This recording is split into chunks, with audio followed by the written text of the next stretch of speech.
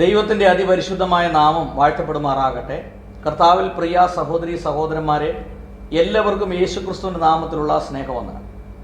ഞാനിപ്പോൾ റാന്നിയിൽ ബഹുമാനപ്പെട്ട രാജു തോമസ് സാറിൻ്റെ ബിൽഡിങ്ങിലാണ്.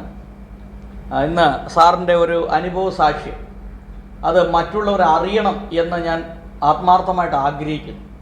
അതുകൊണ്ടാണ് ഞാൻ ഇത്രയും ദൂരം യാത്ര ചെയ്ത് ഈ സാറിനെ കാണാനായിട്ട് കടന്നു വന്നത്. സാറിനെക്കുറിച്ച് പറയുമ്പോൾ ഒരു ഇവാഞ്ചലിക്കൽ സഭ വിശ്വാസിയാണ്. ഇപ്പോൾ വളരെ ശക്തമായ രീതിയിൽ ആത്മീയ പ്രവർത്തനങ്ങൾക്ക് നേതൃത്വം നൽകുന്നു. സാറേ, ഗോസ്പൽ TV UP എന്ന യൂട്യൂബ് ചാനലിലേക്ക് സാറിനെ ഹാർദവമായി സ്വാഗതം ചെയ്യും. ഒത്തിരി സന്തോഷം. ഓക്കെ, സാറ് സ്വയമായിട്ടൊന്ന് പരിചയപ്പെടുത്താമോ? എൻ്റെ പേര് രാജു താന്നിമൂട്ടിൽ. ഞാൻ ഇവിടെ റാന്നി ചെത്തോങ്കര താന്നിമൂട്ടിൽ കുടുംബ അംഗമാണ്.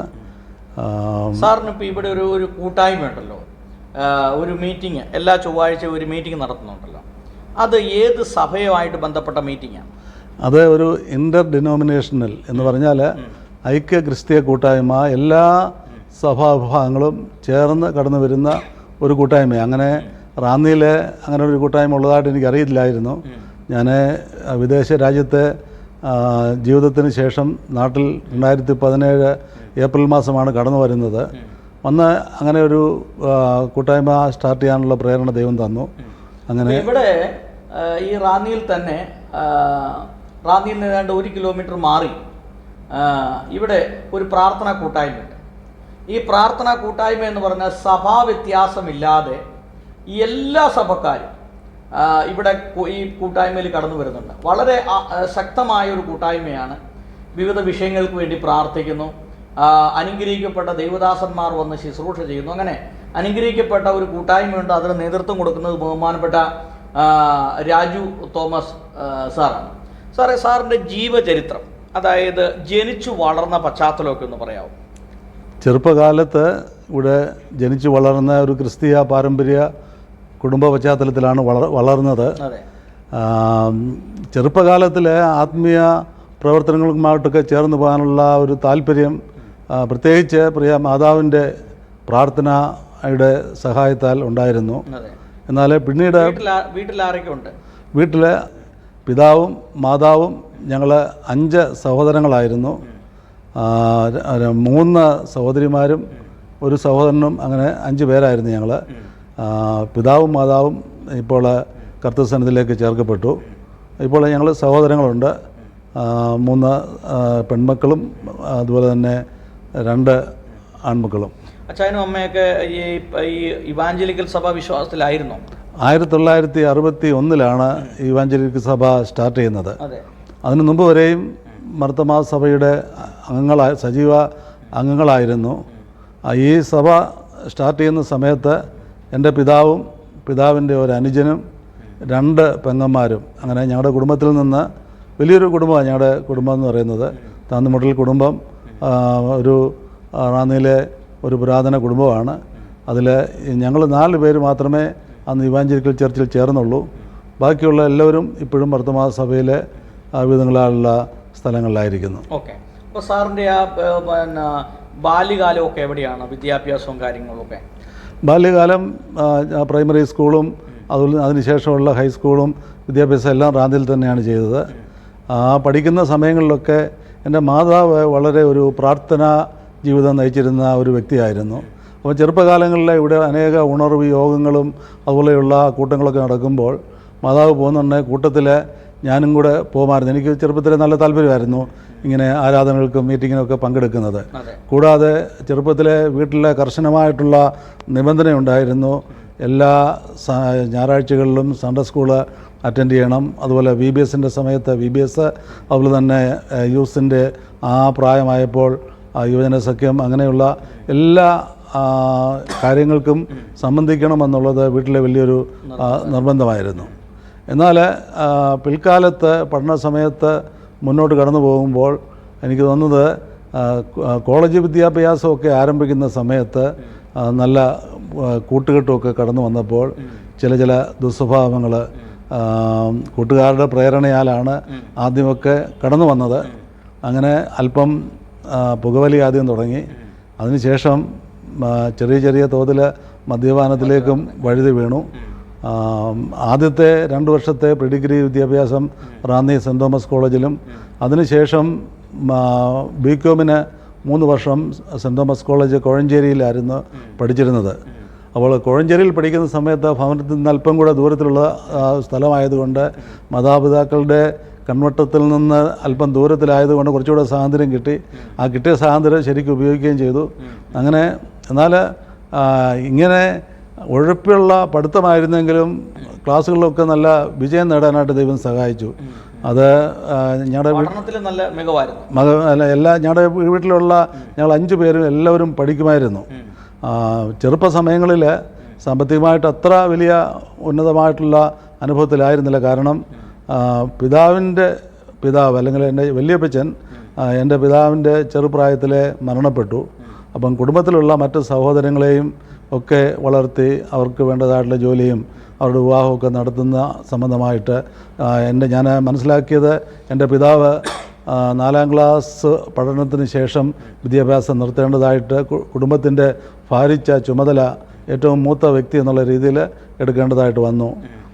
അതിനുശേഷം പിതാവ് റാന്നിയിലെ അറിയപ്പെട്ട ഒരു ഫർണിച്ചർ കച്ചവടവും അത് വീട്ടിൽ അനേകം ആശാരിമാരും അതുപോലുള്ള പണിക്കാരെ നിർത്തി പണിയിപ്പിച്ച് വലിയ വലിയ പള്ളിപ്പെരുന്നാൾ പണ്ടൊക്കെ നമുക്കിങ്ങനെ ഷോറൂമുകളൊന്നും ഇല്ലാത്ത സമയത്ത് ഇതിൻ്റെ വിപണനം നടത്തുന്നത് മണ്ണുകാട് പെരുന്നാൾ, അതുപോലെ തന്നെ ഇവിടെയുള്ള നിരണത്ത് ഉള്ളതായിട്ടുള്ള ആ പള്ളിപ്പെരുന്നാൾ, അങ്ങനെ വിവിധങ്ങളായുള്ള പെരുന്നാളുകളിൽ 2-3 ദിവസമായിട്ട് വലിയ 2-3 ലോറിക്ക് ഉള്ള ഈ ഫർണിച്ചറുകൾ കൊണ്ടുപോയി വിൽപ്പന നടത്തും.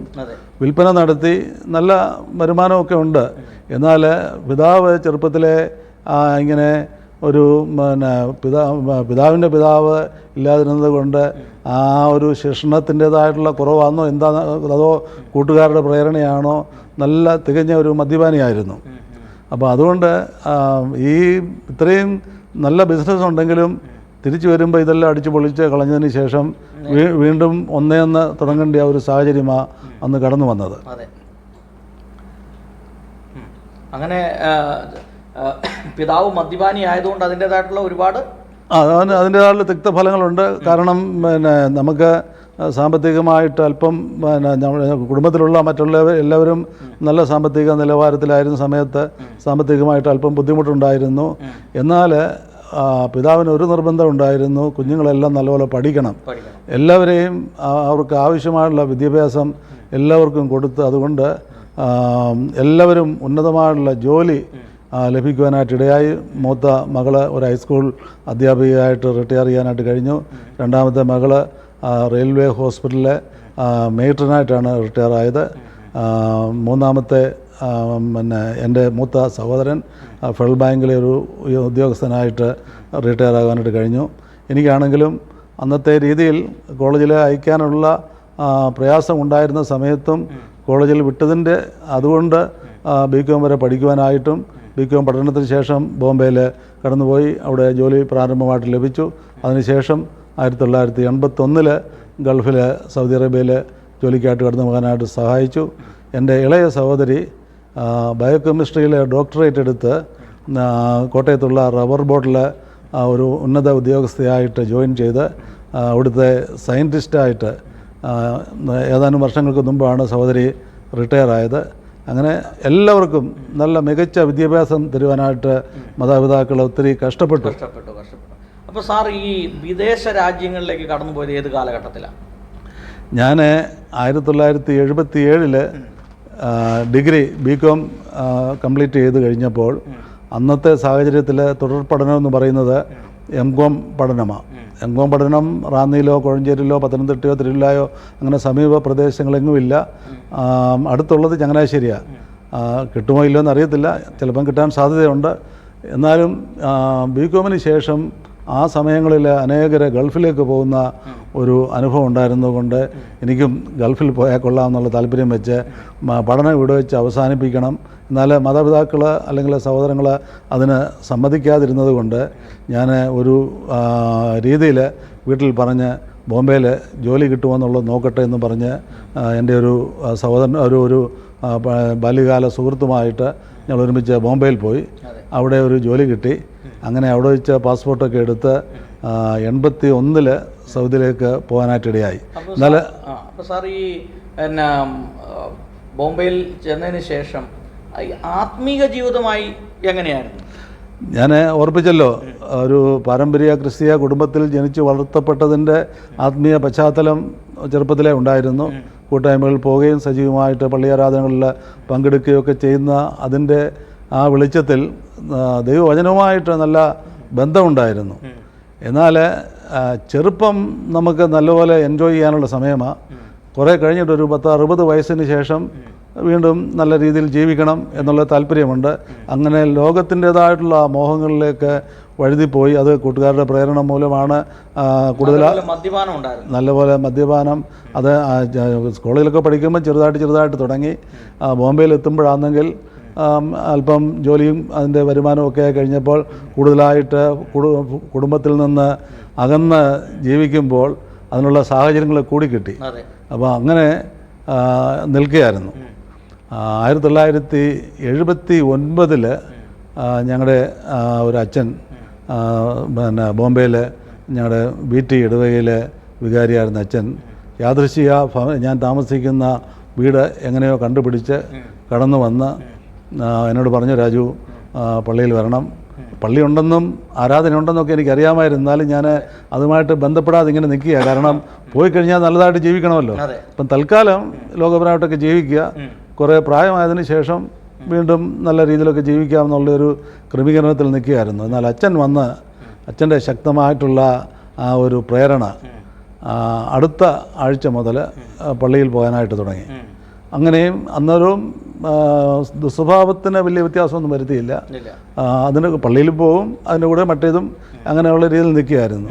അങ്ങനെ ഇരിക്കുമ്പോൾ 79 ഒക്ടോബർ മാസം 18, 19, 20 തീയതികളിൽ ബോംബെ പൂനായ്ക്കടുത്തുള്ളതായിട്ടുള്ള നാസിക് എന്ന് പറയുന്ന സ്ഥലത്ത് ഒരു 3 ദിവസത്തെ ഒരു കോൺഫറൻസ്, അത് ബാഹ്യ കേരള കോൺഫറൻസ്, ഞങ്ങളുടെ ഇവാഞ്ചലിക്കൽ ചർച്ച് എല്ലാ വർഷവും നടത്തുന്ന ഒരു ബാഹ്യ കേരള കോൺഫറൻസാണ്. അപ്പോൾ അതിന് പോകാനായിട്ട് പള്ളിയിലുള്ള ചെറുപ്പക്കാർ എല്ലാം കൂടെ തീരുമാനിച്ചു. അപ്പം ഞാനും തീരുമാനിച്ചു, സ്ഥലങ്ങളൊക്കെ ഒന്ന് കാണാം, പൂനായൊക്കെ നല്ല സ്ഥലമെന്ന് കേട്ടിട്ടുണ്ട്, അപ്പോൾ അതൊക്കെ ഒന്ന് പോയി കണ്ട് വിസിറ്റ് ചെയ്ത് വരാം എന്നുള്ളൊരു താല്പര്യത്തിൽ ഈ 3 ദിവസത്തെ കോൺഫറൻസിന് പോകാനായിട്ട് തീരുമാനിച്ചു.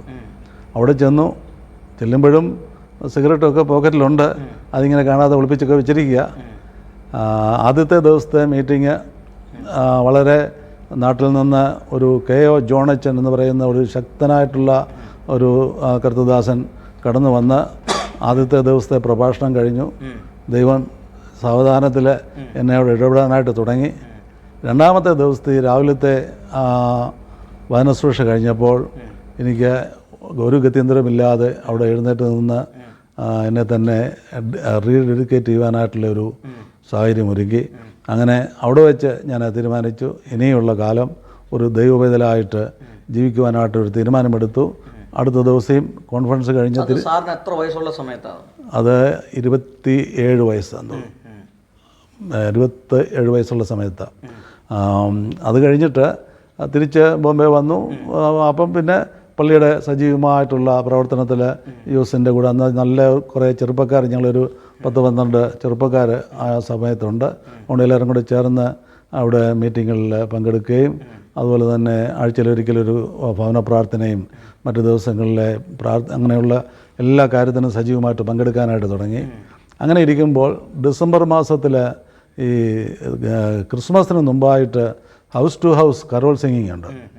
അത് ഓരോ ഭവനത്തിൽ ഓരോ ഏരിയ തിരിച്ച് ഞങ്ങൾ ഓരോ ഭവനത്തിൽ പോയി പാട്ടുപാടി പ്രാർത്ഥിച്ച് മടങ്ങി വരുന്നൊരു സ്വഭാവമാണ്. അങ്ങനെ ഇരിക്കുമ്പോൾ ഒരു ദിവസം ഞങ്ങൾ കടന്നു പോയതാളുടെ സ്ഥാനത്ത് അന്ന് ബോംബെയിൽ ഒരു വലിയ ട്രെയിൻ ആക്സിഡൻറ്റ് സംഭവിച്ചു. ഒരു ട്രെയിൻ ഒരു ലോക്കൽ ട്രെയിന്, ഫാസ്റ്റ് ട്രെയിന് മറ്റൊരു ട്രെയിനിൻ്റെ മണ്ടയ്ക്ക് കയറി ട്രാഫിക് മൊത്തം ബന്ധായ ഒരു അനുഭവം. അപ്പോൾ ഞങ്ങൾ പോയ സ്ഥലത്ത് നിന്ന് തിരിച്ച് ഞാൻ താമസിക്കുന്ന സ്ഥലത്തേക്ക് വരാനായിട്ട് ഒരു 6-7 സ്റ്റേഷൻ കഴിഞ്ഞ് വേണം വരാൻ. അപ്പം ട്രെയിൻ കംപ്ലീറ്റ് ബന്ധായി, വരാനായിട്ടൊരു നിർവാഹവുമില്ല. അന്ന് കൂടെ ഉണ്ടായിരുന്ന എല്ലാവരും തീരുമാനിച്ചു, അന്നത്തെ ഞങ്ങളുടെ അച്ഛനായിരുന്ന PM ശൗമ്യലച്ഛൻ്റെ ഭവനത്തിൽ എല്ലാവരും താമസിക്കാം, അടുത്ത ദിവസം ഏതെങ്കിലും രീതിയിൽ അവരുടെ ഭവനത്തിലേക്ക് പോകാം എന്നുള്ള ക്രമീകരണം നടത്തി. അപ്പോൾ അന്നത്തെ ചെറുപ്പത്തിൻ്റെ ചോരത്തിളപ്പ് കൊണ്ട് തീരുമാനിച്ചു, 1-2 സ്റ്റേഷൻ മുന്നോട്ടൊക്കെ പോയി കഴിഞ്ഞാൽ അവിടുന്ന് ബസ്സിന് 2-3 ബസ് മാറിയാൽ താമസിക്കുന്ന സ്ഥലത്തെത്താം എന്നുള്ളൊരു താല്പര്യം വന്നു. അപ്പം കൂട്ടത്തിൽ വേറെ 2 പേരോട് പറഞ്ഞു, എന്നാൽ പോയേക്കാമെന്ന് പറഞ്ഞ് അങ്ങനെ അവിടെ നിന്ന് യാത്ര തിരിച്ച് ഒരു ഓട്ടോറിക്ഷയിൽ യാത്ര ചെയ്യുന്ന സമയത്ത് ഈ ട്രെയിൻ ഇല്ലാത്തതിൻ്റെ പേരിൽ ഓട്ടോറിക്ഷക്കാരന് വളരെ വരുമാനം കിട്ടുന്ന ഒരു സമയമാണ്. അവന് മാക്സിമം സ്പീഡിൽ ആ ഓട്ടോ ഓടിച്ചു. അവനോട് നമുക്കറിയാവുന്ന ഭാഷയിൽ ഹിന്ദിയിലും മറാഠിയിലും ഒക്കെ ആയിട്ട് പറഞ്ഞു, സാവധാനത്തിൽ പോകാനായിട്ട് പറഞ്ഞിട്ടും അവൻ കേട്ടില്ല. ഏതായാലും അവൻ ആ ബസ് സ്റ്റോപ്പിൽ വന്ന് എത്തിയപ്പോൾ എങ്ങനെയോ അന്നേരത്തെ അവൻ്റെ ഒരു ഇമ്പൾസീവ് തിങ്കിങ് ആയിരിക്കാം, ഈ ഓട്ടോ തിരിച്ച് നിർത്തണമെന്ന് അവന് തോന്നി. ഓട്ടോ തിരിച്ച് നിർത്തുകയും ഞാനിരുന്ന സൈഡിലേക്ക് ഓട്ടോറിക്ഷ മറിഞ്ഞ് എൻ്റെ മേളിലോട്ടാണ് ഈ ഓട്ടോറിക്ഷ വീണത്. അങ്ങനെ വീണ് ഇടത്തെ കാല് മുഴുവനായിട്ട് ഒടിഞ്ഞു പോയപ്പോൾ പിന്നെ അടുത്ത ഒരു നിമിഷം എന്താ ചെയ്യണമെന്ന് അറിയാൻ പറ്റില്ല. ഞാൻ അന്നേരം ആദ്യത്തെ ആ സമയത്ത് വേദനയൊന്നും വന്നില്ല. എന്നാൽ എഴുന്നേക്കാനായിട്ട് നോക്കിയപ്പോൾ ഈ കാല് നിലത്ത് മുട്ടുന്നില്ല. അന്നേരം എനിക്ക് മനസ്സിലായത് ഇത് ഒടിഞ്ഞ് തൂങ്ങിക്കിടക്കുക എന്നല്ലോ. പെട്ടെന്ന് കൂടെ ഉണ്ടായിരുന്ന 2 സുഹൃത്തുക്കൾ അവരൊരു ടാക്സി വിളിച്ച് അപ്പോഴത്തേന് ഓട്ടോറിക്ഷക്കാരൻ ഓട്ടോയും പൊക്കിക്കൊണ്ട് അവൻ പോയി, സ്ഥലം വിട്ടു. അവനെ പിന്നെ കണ്ടതേയില്ല. ഇവർ 2 പേരും കൂടെ അടുത്തുള്ള ഹോസ്പിറ്റലിൽ കൊണ്ടുപോയി. രാത്രിയിൽ അവിടെ ഡോക്ടേഴ്സ് വന്ന് ഈ പ്ലാസ്റ്റർ ഇട്ട് ഭയങ്കര അതിവേദനയാൽ അപ്പോഴത്തേന് വേദനയൊക്കെ കൂടി പ്രയാസത്തിലായി. പിന്നെ ഈ ഫ്രാക്ചറും പ്ലാസ്റ്റർ ഇട്ട് കഴിഞ്ഞാൽ പിന്നെ ഹോസ്പിറ്റലിൽ അവർ കിടത്തേണ്ട ആവശ്യമില്ല. അവർ ഹോസ്പിറ്റലിൽ നിന്ന് ഡിസ്ചാർജ് ചെയ്തു. അങ്ങനെ ഭവനത്തിൽ വന്നു. അപ്പോൾ എൻ്റെ ജീവിതത്തിലൊരു പ്രത്യേകമായിട്ടൊരു ചിന്ത കടന്നു വന്നു. ഇതുവരെയും ലോകപരമായിട്ട് ജീവിക്കുകയായിരുന്നു, കുഴപ്പങ്ങളൊന്നുമില്ലായിരുന്നു, എല്ലാം ജോളിയായിരുന്നു, എല്ലാ കാര്യങ്ങളും ഭംഗിയായിട്ട് നടക്കുന്നുണ്ടായിരുന്നു. എന്നാൽ ഒക്ടോബർ മാസം ദൈവത്തെ സ്വന്തരക്ഷിതാവായിട്ട് സ്വീകരിച്ച് ദൈവത്തിന് വേണ്ടി ജീവിതം സമർപ്പിച്ച് കഴിഞ്ഞപ്പോൾ എന്തുകൊണ്ട് ഈ പരീക്ഷണം ഇങ്ങനെ വന്നു എന്നുള്ള രീതിയിൽ എന്നെ ഒത്തിരി ചിന്തിപ്പിച്ചു. എന്നാൽ അടുത്തുള്ളൊരു ഭവനത്തിലായിരുന്നു ഞങ്ങളുടെ ഭവന പ്രാർത്ഥന പതിവായിട്ട് നടത്തിക്കൊണ്ടിരുന്നത്. അപ്പോൾ എനിക്ക് ഈ ആക്സിഡൻറ്റ് വന്നത് ആ ഒരു ഞായറാഴ്ചയായിരുന്നു. ആ ചൊവ്വാഴ്ചത്തെ പ്രാർത്ഥന ഞാൻ പറഞ്ഞു, എനിക്ക് അങ്ങോട്ട് വരാൻ പറ്റത്തില്ലല്ലോ, അതുകൊണ്ട് ഞാൻ താമസിക്കുന്ന അപ്പാർട്ട്മെൻറ്റ് വെച്ച് നടത്താമെന്ന് പറഞ്ഞു. അങ്ങനെ ചൊവ്വാഴ്ച അവിടെ പ്രാർത്ഥന നടത്തി. അന്ന് ദൈവജനം സൃഷ്ടിച്ചായിട്ടുള്ള കർത്തദാസൻ റോമാലേഖനം 8-ാം അധ്യായത്തിൻ്റെ 28-ാമത്തെ വാക്യം എടുത്താണ് സംസാരിച്ചത്. ദൈവത്തെ സ്നേഹിക്കുന്നവർക്ക് നിർണയപ്രകാരം വിളിക്കപ്പെട്ടവർക്ക് സകലതും നന്മയ്ക്കായിട്ട് കൂടി വ്യാപരിക്കുന്നു. അപ്പം ഞാൻ ഓർത്തു, ഈ പാർട്ടി എന്നെ ശരിക്കും കളിയാക്കുക. കാരണം എൻ്റെ ജീവിതത്തിൽ ഞാൻ അതിവേദന കൊണ്ട് ഈ പ്ലാസ്റ്റർ ഇട്ട കാലിനകത്ത് ഇങ്ങനെ ഇരുന്ന് നിൽക്കുമ്പോൾ ഈ നടക്കുന്നതെല്ലാം നല്ലതിനാണോ? എനിക്കതിനെക്കുറിച്ച് അങ്ങോട്ട് ഉൾക്കൊള്ളാനായിട്ട് കഴിഞ്ഞില്ല. എനിവേ മെസ്സേജൊക്കെ കഴിഞ്ഞു. എന്നാൽ എനിക്കത് മനസ്സിലായത് ഈ ആക്സിഡൻറ്റ് എന്നെ ദൈവത്തിൻ്റെ സന്നിധിയിൽ ഉറപ്പിക്കാൻ വേണ്ടി ദൈവം തന്ന ഒരു വലിയ ആക്സിഡൻ്റായിരുന്നു. കാരണം 6 മാസം ഫുൾ പ്ലാസ്റ്റർ ഇട്ട് കിടക്കുന്ന സമയത്ത് എനിക്ക് ദൈവവചനം വായിക്കാനായിട്ടും, അന്ന് റേഡിയോ കാസറ്റിൽ കൂടെ സ്റ്റീരിയോയ്ക്കകത്തൂടെ നമ്മുടെ ഈ പ്രസംഗങ്ങൾ കേൾക്കാനും പാട്ടുകൾ കേൾക്കാനും, ഒന്ന് ദൈവത്തിൻ്റെ സ്ഥാനത്തിലൊന്ന് താഴാനുള്ള ആ ചെറുപ്പത്തിൻ്റെ ചോരത്തിളപ്പിൻ്റെ ആ ഓട്ടത്തിൽ ഒരു ചെറിയ ബ്രേക്ക് അവിടെ കിട്ടാനായിട്ടിടയായി. അത് പിന്നീട് ഞാൻ ചിന്തിക്കുമ്പോൾ അത് ദൈവത്തിൻ്റെ വലിയൊരു പദ്ധതിയായിരുന്നു. കാരണം ഈ ഒരു ആക്സിഡൻറ്റ് വന്നില്ലായിരുന്നെങ്കിൽ ഒരു പക്ഷെങ്കിൽ പിന്നീട് പരപ്രേരണയാലോ നമ്മുടെ സ്വന്തം താല്പര്യത്താലോ പഴയ ദുഷ്പ്രവൃത്തികളിലേക്ക് അല്ലെങ്കിൽ ദുശീലത്തിലേക്ക് ഒക്കെ പോകാനൊരു സാധ്യത ഉണ്ടാകുമായിരുന്നു. ഈ ഒരു ആക്സിഡൻറ്റ് വന്നതുകൊണ്ട് ആ 6 മാസം ഭവനത്തിൽ തന്നെ അങ്ങോട്ടും ഇങ്ങോട്ടും പോകാൻ കഴിയാതെ അവിടെ തന്നെ ഇരുന്ന് ദൈവവചനം കൂടുതലായിട്ട് പഠിക്കാനുള്ളൊരു ചാൻസ് കിട്ടി. അങ്ങനെ ഈ ആക്സിഡൻറ്റ് വന്നത് അതുകൊണ്ട് ഞാൻ ഒരിക്കലും റോമാലേഖനം 8-ാം അധ്യായത്തിൻ്റെ 28-ാമത്തെ വാക്ക് ഞാൻ ഒരിക്കലും മറക്കത്തില്ല. അന്ന് പ്രസംഗിച്ച സഹോദരനോട് സ്നേഹം കൂടുകയും ചെയ്തു. അന്നത്തെ ദിവസം അല്ലെങ്കിൽ ആ ഒരു അടുത്ത ദിവസങ്ങളിലൊക്കെ ഇങ്ങനെ എന്നെ കളിയാക്കി പ്രസംഗിച്ചല്ലോ എന്നുള്ളൊരു ഭാരം മനസ്സിലുണ്ടായിരുന്നെങ്കിലും പിന്നീടുള്ള സമയങ്ങളിൽ ഇത് ദൈവം എന്നെ ഒരു പുതിയ പാതയിലേക്ക് നയിച്ചതായിട്ടുള്ളൊരു അനുഭവമായിട്ട് മനസ്സിലാക്കി. അവിടെ 79 മുഴുവനായിട്ടും 81 ജാനുവരിയിലായപ്പോഴത്തേന് സൗദി അറേബ്യയ്ക്ക് പോകാനായിട്ടുള്ള ഒരു ചാൻസ് കിട്ടി.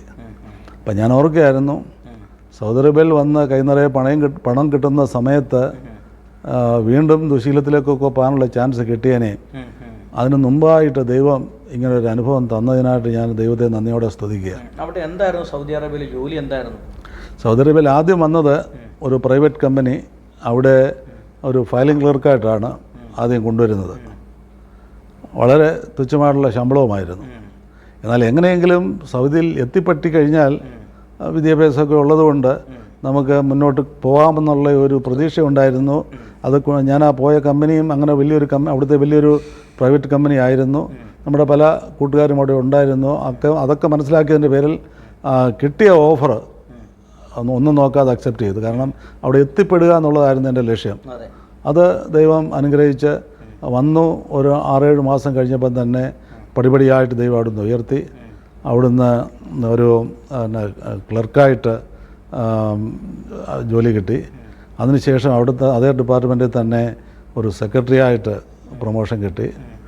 അത് കഴിഞ്ഞപ്പോൾ അവരുടെ വേറൊരു ബ്രാഞ്ച് പുതുതായിട്ട് തുറക്കുമ്പോൾ അവിടെ ഓഫീസിൻ്റെ അഡ്മിനിസ്ട്രേറ്ററും സെക്രട്ടറിയും ഒക്കെ ആയിട്ടൊരു ഉയർന്ന പൊസിഷനിലേക്ക് കടന്നു പോകാനായിട്ടും അതുപോലെ തന്നെ അവിടെ ചെല്ലുമ്പോൾ സ്വന്തമായിട്ട് താമസിക്കാനുള്ള സൗകര്യം, ഒരു വാഹനം, അങ്ങനെയൊക്കെയുള്ള ഒത്തിരി കാര്യങ്ങൾ, സംവിധാനങ്ങൾ. പക്ഷേ അതൊരു റിമോട്ട് ഏരിയ ആയിരുന്നു. റിമോട്ട് ഏരിയ ആയിരുന്നപ്പോൾ മറ്റേ സ്ഥലത്ത് നിന്ന് വളരെ ദൂരത്തിലുള്ളൊരു ഏരിയ ആയിരുന്നതുകൊണ്ട് അവിടെ ചെന്നപ്പോൾ ഒറ്റപ്പെട്ടു പോയി. അതിൻ്റെ ഒരു പ്രയാസം ഉണ്ടായിരുന്നു. എന്നാൽ ഗ്രാജുവലി ഫ്രണ്ട്സിനെയൊക്കെ കണ്ടുപിടിച്ച് അവിടെ അന്ന് ബാച്ചിലറായിട്ട് ആയിരിക്കുന്ന സമയമാണ്, കല്യാണം കഴിഞ്ഞിട്ടില്ല. ഒരു ബാച്ചിലേഴ്സിൻ്റെ ഒരു വലിയ കൂട്ടായ്മ പല ക്യാമ്പുകളിൽ നിന്ന് ആൾക്കാരിലും വന്ന് ആ മീറ്റിംഗ് തുടങ്ങാനായിട്ടും അതിന് ചെറിയ തോതിൽ നേതൃത്വം കൊടുക്കുവാനായിട്ടും ഒക്കെ സാധിച്ചു. അത് ആത്മീയ ജീവിതത്തിൻ്റെ ഒരു തുടക്കമായിരുന്നു. ബോംബെയിൽ നിന്ന് ലഭിച്ച ആ വെളിച്ചം അങ്ങനെ ഒരു ജീവിതത്തിലേക്ക് നയിക്കുവാനായിട്ടിടയായി. അങ്ങനെ എത്ര നാൾ ഗൾഫിൽ ജോലി ചെയ്തു? അവിടെ ആ സ്ഥലത്തെ ജോലി ചെയ്തുകൊണ്ടിരിക്കുന്ന സമയത്താണ് 1984 വിവാഹിതനായി. ഒരു വർഷം കൂടെ കഴിഞ്ഞ് ആദ്യത്തെ കുഞ്ഞുണ്ടായി. 85 ആയപ്പോഴത്തേന് ആ കമ്പനി, ഓഫീസ് അത്ര മെച്ചമില്ലാത്തതിൻ്റെ പേരിൽ അത് ക്ലോസ് ഡൗൺ ചെയ്യാനായിട്ട് തീരുമാനിച്ചു. അപ്പോൾ ഒരു ചെറിയ പ്രതിസന്ധി വന്നു. എന്ത് ചെയ്യും? അപ്പം കമ്പനി പറഞ്ഞു, കമ്പനി വലിയ ഒത്തിരി ഡിവിഷൻസ് ഉള്ള കമ്പനിയാണ്, മറ്റേതെങ്കിലും ഒരു ഡിവിഷനിലേക്ക് ട്രാൻസ്ഫർ ചെയ്യാം, അല്ലെങ്കിൽ തിരിച്ച് നാട്ടിൽ പോകേണ്ടി വരും. അപ്പോൾ അങ്ങനെ ഇരുന്നപ്പോൾ റിയാദ് എന്ന് പറയുന്ന സ്ഥലത്ത് അവിടെ ഒരു ഡിപ്പാർട്ട്മെൻറ്റിലേക്ക് ഒരു അക്കൗണ്ടൻ്റായിട്ട് ജോലി കിട്ടി. അത് അപ്പം ഞാൻ പഠിച്ച അതേ വിഷയമായിട്ടുള്ള ജോലിയായിരുന്നു. പക്ഷേങ്കിൽ അതും വന്നത് ഒരു താൽക്കാലിക പ്രോജക്റ്റ്. ആ പ്രോജക്റ്റ് ഏകദേശം 2 വർഷം കഴിയുമ്പോൾ അവസാനിക്കും. അപ്പോൾ എന്തായാലും അങ്ങനെ ഒരു ഓപ്പണിംഗ് കിട്ടിയപ്പോൾ അവിടെ വന്നു. അതെല്ലാം എൻ്റെ ജീവിതത്തിൻ്റെ ഓരോ വഴിത്തിരിവായിരുന്നു. അവിടെ വന്ന് ഇരിക്കുന്ന സമയത്താണ് കമ്പനിയുടെ തന്നെ ഒരു ജോയിൻറ്റ് വെഞ്ചർ കമ്പനി, ഈ സൗദി കമ്പനിയും ഒരു UK ബേസ്ഡ് അല്ലെങ്കിൽ ഇംഗ്ലണ്ട് ബേസ്ഡ് കമ്പനിയും തമ്മിൽ ഒരു ജോയിൻറ്റ് വെഞ്ചർ. അപ്പോൾ ആ കമ്പനി ആകുന്നുണ്ട് ഇതിനേക്കാളിലും ജോലി ഈ കമ്പനിയുടെ വിസയിലാണെങ്കിലും ജോലി ചെയ്യുന്ന ആ സ്ഥാപനത്തിൻ്റെയാണ് ശമ്പളം കിട്ടുന്നത്. അപ്പോൾ അത് മറ്റേ ഈ സൗദി കമ്പനിയേക്കാളിലും വളരെ മടങ്ങ് മെച്ചമാണ്. അതൊരു ദൈവത്തിൻ്റെ വലിയൊരു പദ്ധതിയായിരുന്നു. റിയാദിലേക്ക് വരാനായിട്ട് കഴിഞ്ഞു, ആ കമ്പനിയിലേക്ക് ചേഞ്ച് ചെയ്യാൻ കഴിഞ്ഞു. വിസ ഒന്നും മാറേണ്ട ആവശ്യമില്ല, സെയിം കമ്പനി തന്നെ ആയിരുന്നതുകൊണ്ട് വിസ ഒന്നും അങ്ങനെ പെട്ടെന്ന് മാറേണ്ട ആവശ്യം വന്നില്ല. അങ്ങനെ അവിടുത്തെ റെസിഡൻസ് പെർമിറ്റ് ഇക്കാമ എന്ന് പറയും, ആ ഇക്കാമ എല്ലാം സെയിം ആയതുകൊണ്ട് പെട്ടെന്ന് ആ കമ്പനി ജോയിൻ ചെയ്തു. അവിടെ വെച്ച് അതൊരു ഇൻഷുറൻസിൻ്റെ സർവേ നടത്തുന്ന ഒരു കമ്പനിയായിരുന്നു. എവിടെയെങ്കിലുമൊക്കെ ആക്സിഡൻറ്റ് ഉണ്ടായിക്കഴിഞ്ഞാൽ ഈ കമ്പനിയാണ് പോയി സർട്ടിഫൈ ചെയ്ത് എത്രയാണ് അവരുടെ നഷ്ടമെന്ന് സർട്ടിഫൈ ചെയ്ത് ആ തുകയാണ് ഇൻഷുറൻസ് കമ്പനി കൊടുക്കുന്നത്. അപ്പോൾ ഇത് ഒരു ഇൻഡിപെൻഡൻറ്റ് ലോസ് അഡ്ജസ്റ്റിംഗ് കമ്പനി എന്ന് പറയും. അപ്പോൾ അവിടെ ചേർന്നത് അക്കൗണ്ടൻറ്റ് കം സെക്രട്ടറി എന്നുള്ള പൊസിഷനിൽ ചേർന്നത് നല്ല സാലറി വ്യത്യാസവും വന്നു. എന്നാൽ ആ കൂട്ടത്തിൽ ഈ സർവേയും അതുപോലെ ഇൻസ്പെക്ഷനും അതുപോലെ ഇൻഷുറൻസിൻ്റെ മറ്റ് കാര്യങ്ങളൊക്കെ പഠിക്കാനായിട്ടൊരു ചാൻസ് കിട്ടി. അത് വേറൊരു വലിയ ബ്ലെസ്സിങ് ഇൻ ഡിസ്ഗൈസ്, അല്ലെങ്കിൽ അറിയാതെ വന്ന ഒരു അനുഗ്രഹം എന്ന് പ്രത്യേകിച്ച് പറയാനായിട്ട് കഴിയും. ആ കമ്പനിയിൽ ജോലി ചെയ്തുകൊണ്ടിരിക്കുന്ന സമയത്ത് 1992 ഈ കമ്പനി അവർ വേറൊരു സ്ഥാപനത്തിന് വിറ്റിട്ട് അവർ UK ബേസ്ഡ് കമ്പനി അങ്ങ് തിരിച്ച് UK പോകാനായിട്ട് തീരുമാനിച്ചു. അപ്പോൾ എന്നോട് പറഞ്ഞു, രാജു നീ ജോലി വരെ കണ്ടുപിടിക്കാനായിട്ട് പറഞ്ഞു. അപ്പോൾ ഞാൻ വീണ്ടും വിഷമിച്ചു. ഇവിടെ പല സമയങ്ങളിൽ ഇങ്ങനെ പ്രതിസന്ധി ഇങ്ങനെ വന്നുകൊണ്ടിരിക്കുന്നു. പക്ഷെങ്കിൽ ഒരു പ്രതിസന്ധി വരുമ്പം അടുത്ത പ്ലേസ്മെൻറ്റ് കിട്ടുന്നത് അതിനേക്കാളും മെച്ചമായിട്ടുള്ള രീതിയിലാണ് കിട്ടുന്നത്. അങ്ങനെ ഒരു സന്തോഷം ഉണ്ടായിരുന്നു. എന്നാൽ ഇപ്പോൾ ഈ ഇൻഷുറൻസ് കമ്പനിയിൽ ഇൻഷുറൻസ് ലോസ് അഡ്ജസ്റ്റിംഗ് കമ്പനിയിൽ കുറച്ച് എക്സ്പീരിയൻസ് ഒക്കെ ഉള്ളതിൻ്റെ പേരിൽ പല സ്ഥലങ്ങളിൽ കൊടുത്തിട്ടും എവിടെയും ജോലിയൊന്നും കിട്ടാറായിട്ട് നിൽക്കുന്ന സമയത്ത് ഞാൻ അറിയാതെ തന്നെ അവിടുത്തെ ഒരു semi government company, Saudi electricity company അവിടുത്തെ ഒരു സെമി ഗവൺമെൻറ് കമ്പനിയാണ്.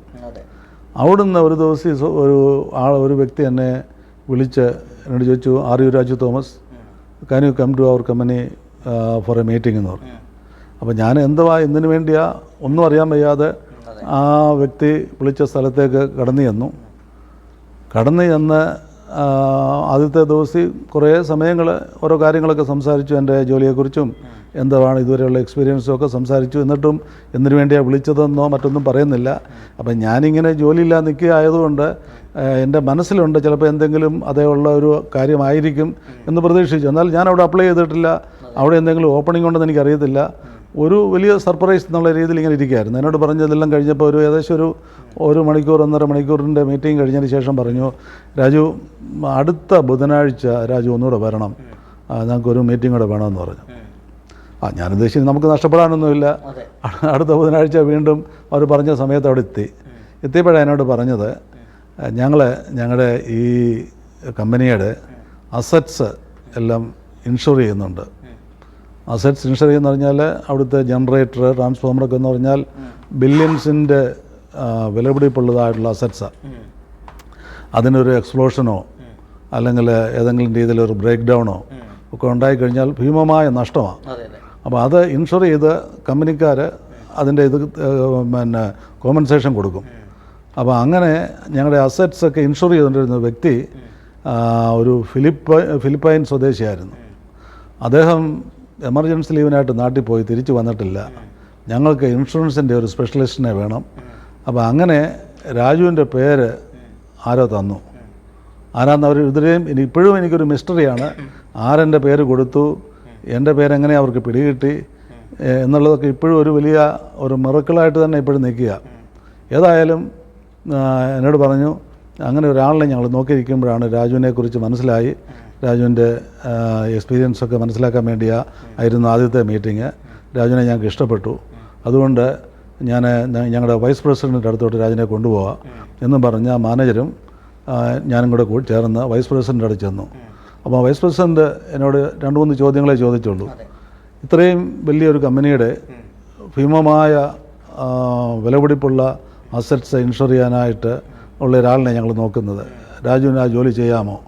അന്നേരമാണ് എനിക്ക് മനസ്സിൽ വലിയൊരു ആശ്വാസം വന്നത്. കാരണം ഞാൻ എക്സ്പീരിയൻസ് പഠിച്ചത് അതുപോലുള്ള കാര്യങ്ങൾ ഇത്രയും വലിയൊരു കമ്പനിയിൽ ഏകദേശം 30,000 പേര് ജോലി ചെയ്യുന്ന വലിയൊരു കമ്പനിയിൽ നമുക്ക് എത്തിപ്പെടാനായിട്ട് ഒരു രീതിയിലും സാധ്യതയില്ലാത്ത ഒരു സ്ഥലത്ത് ഞാൻ എങ്ങനെയോ എത്തിപ്പറ്റി.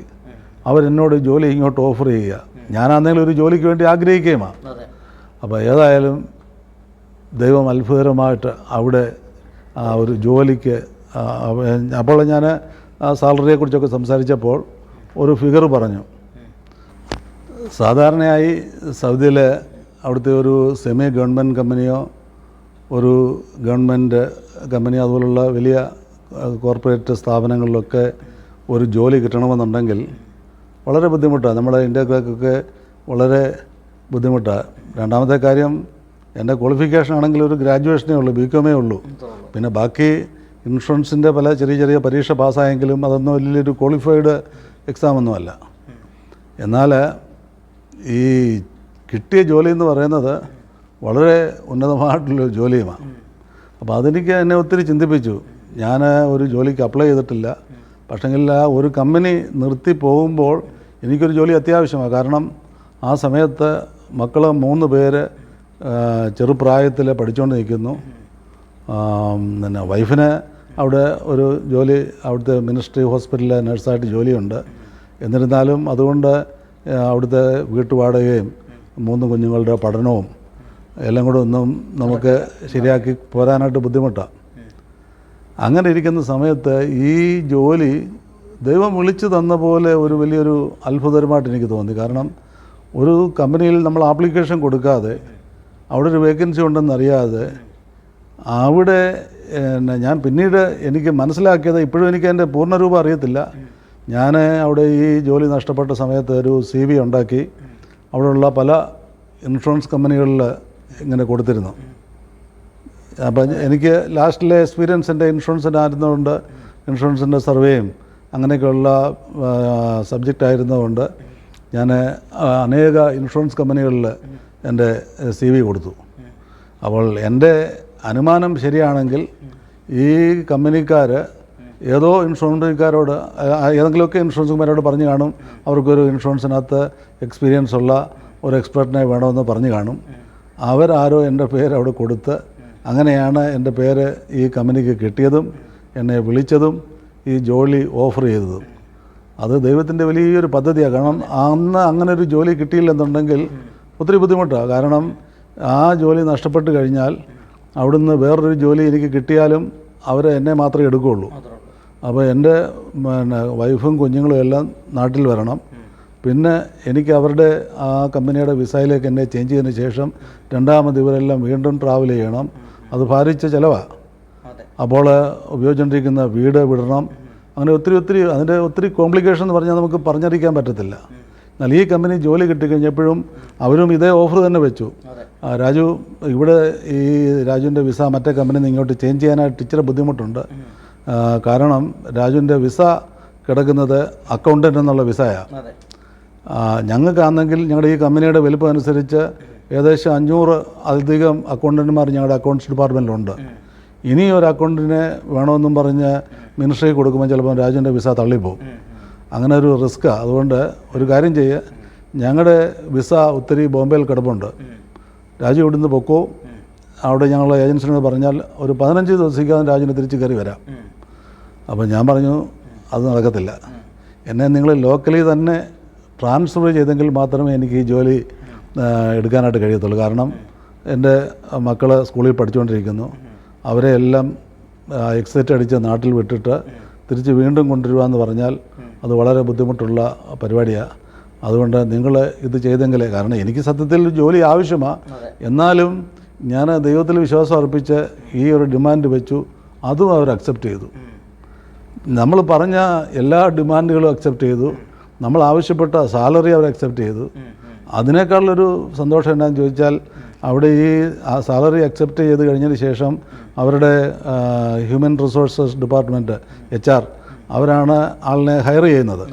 എന്നോട് പറഞ്ഞു, ഇന്നടുത്ത് പോയി ഇന്നാരെ കണ്ട് കാര്യങ്ങൾ സംസാരിക്കാൻ പറഞ്ഞു. അവർ ചെന്നപ്പോൾ ആപ്ലിക്കേഷനൊക്കെ ഫില്ല് ചെയ്ത് തന്നു.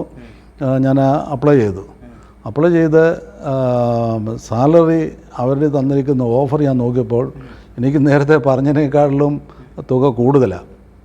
സാധാരണ ഉള്ള സൗദിയിലെ രീതി അനുസരിച്ച് ഒരു കമ്പനിയിൽ ജോലിക്ക് പോയി ഇത്ര സാലറി എന്ന് പറഞ്ഞാൽ നമുക്ക് അപ്പോയിൻമെൻറ്റ് ലെറ്റർ കിട്ടുമ്പോൾ ഇച്ചിരി കുറഞ്ഞാലും അങ്ങ് ആൾക്കാരങ്ങ് അക്സെപ്റ്റ് ചെയ്യും, ജോലി കളയണ്ടെന്ന് വെച്ച്. എന്നാൽ എൻ്റെ കേസിൽ എനിക്ക് അവർ ഓഫർ ചെയ്ത സാലറി ഡിപ്പാർട്ട്മെൻറ്റിൽ നിന്ന് പറഞ്ഞത് ഇത്ര, എന്നാൽ അവസാനം അവർ പറയുക ഒരു സർട്ടൻ ഗ്രേഡിലാണ് എന്നെ എടുക്കുന്നത്, ആ ഗ്രേഡിൻ്റെ സാലറി ഇതാ, അതിൽ അവർക്ക് കുറയ്ക്കാൻ പറ്റത്തില്ല. അപ്പം ദൈവത്തിൻ്റെ വലിയ പദ്ധതി എന്ന് പറയുന്നത്, നമ്മളെക്കുറിച്ചുള്ള ദൈവത്തിൻ്റെ കരുതൽ, നമ്മൾ യാചിക്കുന്നതിലും നനയ്ക്കുന്നതിലും അത്യന്തം പരം എന്ന് നമ്മൾ പലപ്പോഴും ദൈവത്തിൻ്റെ വചനം നമ്മൾ ഓർപ്പിക്കുന്നെങ്കിൽ, അങ്ങനെയുള്ള അനേക അനുഭവങ്ങൾ ഈ പല സ്ഥലങ്ങളിൽ ജോലി നഷ്ടപ്പെട്ടെങ്കിലും ഓരോ സ്ഥലത്തും ദൈവം എന്നെ പടിപടിയായിട്ട് ഉയർത്തി അവിടെ നേരത്തെ ഉണ്ടായിരുന്ന സ്ഥലത്ത് നിന്ന് ആ ഓഫീസ് അടയ്ക്കാനായിട്ട് തീരുമാനിച്ചതും അതിനുശേഷം ഈ സ്ഥലത്തേക്ക് കൊണ്ടുവന്നതൊക്കെ ദൈവത്തിൻ്റെ പദ്ധതിയായിരുന്നു. കാരണം മറ്റേ സ്ഥലത്ത് നിന്നാൽ അവിടെ വളരുന്നതിനൊരു ലിമിറ്റുണ്ട്. There's a certain ceiling beyond which we cannot grow. അങ്ങനെ മുന്നോട്ട് നമുക്ക് വളരാനായിട്ട് കഴിയത്തില്ല. എന്നാൽ ഈ കമ്പനിയിൽ എത്തിയത് കൊണ്ടുള്ള അഡ്വാൻറ്റേജ്, അവിടെ ഒരു ഇൻഷുറൻസ് ആനലിസ്റ്റായിട്ടാണ് ഞാൻ ജോയിൻ ചെയ്തത്. എന്നാൽ അവിടെ തന്നെ പല പ്രൊമോഷൻസ് ലഭിച്ച് അവിടുത്തെ അഡ്മിനിസ്ട്രേറ്ററായിട്ടും ഡിവിഷൻ മാനേജരായിട്ടും അതിനുശേഷം ഡിപ്പാർട്ട്മെൻറ്റ് മാനേജരായിട്ട് റിട്ടയർ ചെയ്യുവാനായിട്ടുള്ള ഭാഗ്യം ദൈവം തന്നു. അവിടെ അതിനു മുമ്പ് ഒരു ഇന്ത്യക്കാരനും അത്രയും ഒരു പൊസിഷനിലേക്ക് വരാനായിട്ട് കഴിഞ്ഞിട്ടില്ല. അതുതന്നെയുമല്ല, അവിടുത്തെ ഒരു ജോലിയുടെ രീതി അനുസരിച്ച് അറബിക് ഇയേഴ്സ് 60 ആകുമ്പോൾ അവിടെ റിട്ടയർമെൻറ്റ്. അതിനുശേഷം ഈ സെമി ഗവൺമെൻറ് കമ്പനി ആയിട്ട് നിൽക്കാനായിട്ട് പറ്റത്തില്ല. പ്രൈവറ്റ് കമ്പനി ആണെങ്കിൽ ഏജ് വലിയ പ്രയാസമൊന്നുമില്ല, കുറച്ചുകൂടെയൊക്കെ നിൽക്കാം. അതേസമയം ഈ ഗവൺമെൻറ് സെമി ഗവൺമെൻറ് കമ്പനി ആയതിൻ്റെ പേരിൽ അറബിക് 60 വർഷമെന്ന് പറയുന്നത് ഗ്രിഗോറിയൻ 58 ഉള്ളൂ. അപ്പോൾ 58 അത് 2013 ഞാൻ അവിടുന്ന് റിട്ടയർമെൻറ്റ് എടുത്ത് തിരിച്ചു പോരേണ്ടതായുള്ളൊരു സാഹചര്യമായിരുന്നു. എന്നാൽ അവിടെയും ദൈവം അത്ഭുതം പ്രവർത്തിച്ചു. സാധാരണ ആൾക്കാർ ജോലി നഷ്ടപ്പെടുന്ന സമയത്ത് തീരാറാകുമ്പം അങ്ങോട്ട് പോയി റിക്വസ്റ്റ് ചെയ്താണ് ഒരു എക്സ്റ്റൻഷനൊക്കെ എങ്ങനെയെങ്കിലുമൊക്കെ തരപ്പെടുത്തുന്നത്. ഇവിടെ എന്ത് ചെയ്താലും കിട്ടത്തില്ല, അതൊരു വേറൊരു കാര്യം. അല്ലെങ്കിൽ ഏതെങ്കിലും പ്രൈവറ്റ് കമ്പനിയിലോട്ട് വീണ്ടും കയറണം. എന്നാൽ അത്ഭുതം എന്ന് പറയട്ടെ, ഞാൻ റിട്ടയർമെൻറ്റ് എല്ലാവർക്കും അറിയാം. ആ ഡേറ്റ് നേരത്തെ ഇങ്ങനെ 60 വയസ്സാകുമ്പോൾ അതിൻ്റെ ആ അറബിക് ഡേറ്റിൻ്റെ അത് വെച്ചുകൊണ്ട് ആ ഡേറ്റ് എല്ലാവർക്കും അറിയാം. അതനുസരിച്ച് എല്ലാവരും പ്രിപ്പയർ ചെയ്തിരിക്കും. എന്നാൽ എനിക്കൊരു 2-3 മാസം മുമ്പ് എൻ്റെ ഉയർന്ന ഉദ്യോഗസ്ഥൻ എന്നെ വിളിച്ച് പുള്ളിയുടെ ഓഫീസിൽ വിളിച്ചിട്ട് പറഞ്ഞു, രാജുവിനോട് ഞങ്ങൾക്കൊരു കാര്യം വളരെ ഇതായിട്ട് പറയാനുണ്ട്, റിക്വസ്റ്റ് ചെയ്യാനുണ്ട്. രാജു ഒരു 5 വർഷം കൂടെ ഇവിടെ ഞങ്ങൾക്ക് ജോലി ചെയ്യണം, അതിന് നോ പറയരുത്. ഞാൻ മനസ്സിൽ വളരെ നമ്മൾ അവരുടെ മുന്നിൽ ആ ആങ്സൈറ്റി ഇത് കാണിച്ചില്ലെങ്കിലും വളരെ സന്തോഷിച്ചു. കാരണം നമുക്ക് ആ ജോലി ആവശ്യമാണ്. അതിനുള്ള നല്ലൊരു ജോലി അതങ്ങനെ പെട്ടെന്ന് വിട്ടു പോരാനും കഴിയത്തില്ല. അങ്ങനെ 2013 മുതൽ 2017 ഏപ്രിൽ വരെ ദൈവം ആ ജോലി, സാധാരണയായിട്ട് ഒരു കാര്യം കൂടെ ഉണ്ട്, ഈ ജോലി അവിടെ റിട്ടയർമെൻറ്റ് കഴിഞ്ഞ് കഴിഞ്ഞാൽ അവരാരെങ്കിലും അത്യാവശ്യമുള്ള ഏറ്റവും വലിയ എൻജിനീയേഴ്സിനെയോ അല്ലെങ്കിൽ അതുപോലെ അവർക്ക് താല്പര്യമുള്ള ആരെങ്കിലും ആണെങ്കിൽ, പ്രത്യേകിച്ച് അമേരിക്കൻസോ ബ്രിട്ടീഷുകാരൊക്കെ ആണെങ്കിൽ അവർക്ക് 1 വർഷം 2 വർഷമൊക്കെ കൊടുക്കും. പക്ഷേ കൊടുക്കുന്നത് കൺസൾട്ടൻ്റ് എന്നുള്ള പദവിയിലാണ്, എംപ്ലോയി ആയിട്ട് കണ്ടിന്യൂ ചെയ്യത്തില്ല. കാരണം എംപ്ലോയി ആയിട്ട് കണ്ടിന്യൂ ചെയ്ത് കഴിഞ്ഞാൽ അവർക്ക് റിട്ടയർമെൻറ്റ് ചെയ്യുമ്പോഴുള്ള ബെനിഫിറ്റും എല്ലാം കൂടെ കുറച്ച് തുക കൂടുതലാണ്. അതുകൊണ്ട് അങ്ങനെ അവർ ചെയ്യാറില്ല. അവിടെ വെച്ച് റിട്ടയർമെൻറ്റ് ക്ലോസ് ചെയ്ത് വെച്ച് പുതിയ ഒരു കോൺട്രാക്റ്റിൽ 1-2 വർഷം ഒരു കൺസൾട്ടൻ്റായിട്ട് വെക്കും. എന്നാൽ അത്ഭുതം എന്ന് പറയട്ടെ, എനിക്ക് അവർ എന്നെ എംപ്ലോയി ആയിട്ട് തന്നെ അടുത്ത 5 വർഷത്തേക്കൂടെ മുന്നോട്ട് വെച്ചു. ആ എംപ്ലോയി എന്നുള്ള സ്റ്റാറ്റസിൽ തന്നെ. അതൊക്കെ എന്ന് പറഞ്ഞാൽ ആ കമ്പനിയിൽ അതിനൊന്നും നടന്നിട്ടില്ല, പിന്നെ ഇനി നടക്കുമോയെന്നും എനിക്കറിയത്തില്ല. കാരണം അതിന് കമ്പനിയുടെ ഏറ്റവും ടോപ്പായിരിക്കുന്ന പ്രസിഡൻറ്റിൻ്റെ അല്ലെങ്കിൽ CEO-യുടെ അപ്രൂവൽ ഉണ്ടെങ്കിലേ നടക്കത്തുള്ളൂ. എങ്ങനെയോ അവർ ആ അപ്രൂവൽ മേടിച്ച് എന്നെ ഈ രീതിയിൽ ദൈവം അവിടെ കരുതി അവിടുത്തെ ഒരു ഉയർന്ന ഡിപ്പാർട്ട്മെൻറ്റിൻ്റെ മാനേജരായിട്ട് റിട്ടയർ ചെയ്യുവാനായിട്ടുള്ള ഭാഗ്യം ദൈവം തന്നു. 2017 ഏപ്രിൽ മാസം ആദ്യം നാട്ടിൽ എത്തി. അവിടെ സാറിന് അപ്പോൾ ഈ സുവിശേഷ വേല ചെയ്യണം എന്നുള്ളൊരു ആഗ്രഹം തോന്നിയിരുന്നുമല്ല അതിൽ വെച്ച് ആ കോൺഫറൻസ് അറ്റൻഡ് ചെയ്തപ്പോൾ ലഭിച്ചു. അതിനുശേഷമുള്ള പടിപടിയായിട്ട് ദൈവം എന്നെ അവിടെ വളർത്തി. അവിടെ ആരാധനകൾക്കും മീറ്റിങ്ങുകൾക്കൊക്കെ പോകുമ്പോൾ ദൈവവചനവുമായിട്ടുള്ള താല്പര്യവും ദൈവത്തോടുള്ള ആ പ്രതിപത്തിയൊക്കെ കൂടി വന്ന് സൗദിയിലേക്ക് പോരുമ്പോൾ തികഞ്ഞ ഒരു ദൈവവിശ്വാസിയായിട്ടാണ്. പണ്ടത്തെ ചെറുപ്പകാലങ്ങളിൽ പഠിച്ചിരുന്ന സൺഡേ സ്കൂളിലെ വാക്യങ്ങളും അങ്ങനെ നല്ല മെമ്മറി പവറായിരുന്നു ആ സമയത്ത്. അങ്ങനെ സൗദിയിൽ കടന്നു വന്ന് ആ സമയങ്ങളിലൊക്കെ വളരെ കർശനമായ നിയമമാണ്. വെളിവെച്ചെങ്ങും ആരാധിക്കാൻ പറ്റത്തില്ല, ബൈബിൾ കൊണ്ടു നടക്കാൻ പറ്റത്തില്ല, പ്രാർത്ഥനയ്ക്ക് പോകാൻ പറ്റത്തില്ല, അവിടെ ഓപ്പൺ ചർച്ചസ് ഇല്ല. അതൊക്കെ അഥവാ ഉണ്ടോ നമ്മളങ്ങനെ പോകുന്നെന്ന് അറിഞ്ഞു കഴിഞ്ഞാൽ ജയിലിലടയ്ക്കുകയും അവിടുന്ന് നമ്മളെ ഡിപ്പോർട്ട് ചെയ്യുന്നതായിട്ടുള്ള വളരെ കർശനമായിട്ടുള്ള നിയമമുള്ള രാജ്യമാണ് സൗദി അറേബ്യ. ഏതായാലും ഞങ്ങൾ താമസിക്കുന്ന ആ കമ്പനിയുടെ ക്യാമ്പ്, അന്ന് പ്രൈവറ്റ് കമ്പനിയിലാണ് ആദ്യം ചെല്ലുന്നത്. ആ കമ്പനിയുടെ ക്യാമ്പ് ഒത്തിരി മലയാളികളുള്ള ഒരു സ്ഥലമായിരുന്നു.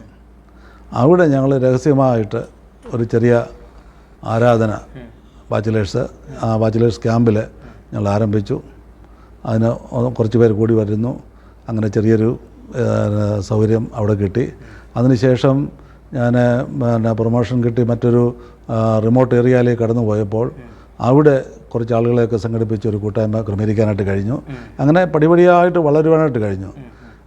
അതിനുശേഷം റിയാദിൽ 1985 കടന്നു വന്നു കഴിഞ്ഞപ്പോൾ ആരോ പറഞ്ഞു അവിടെ ഒരു മലയാളി കൂട്ടായ്മ ഉണ്ട്, അണ്ടർഗ്രൗണ്ട് ചർച്ച് ഉണ്ട്, അതൊരു വലിയ ചർച്ച എന്ന് പറഞ്ഞാൽ. അപ്പോൾ അവിടെ 1985 മുതൽ പോകാനായിട്ട് തുടങ്ങി.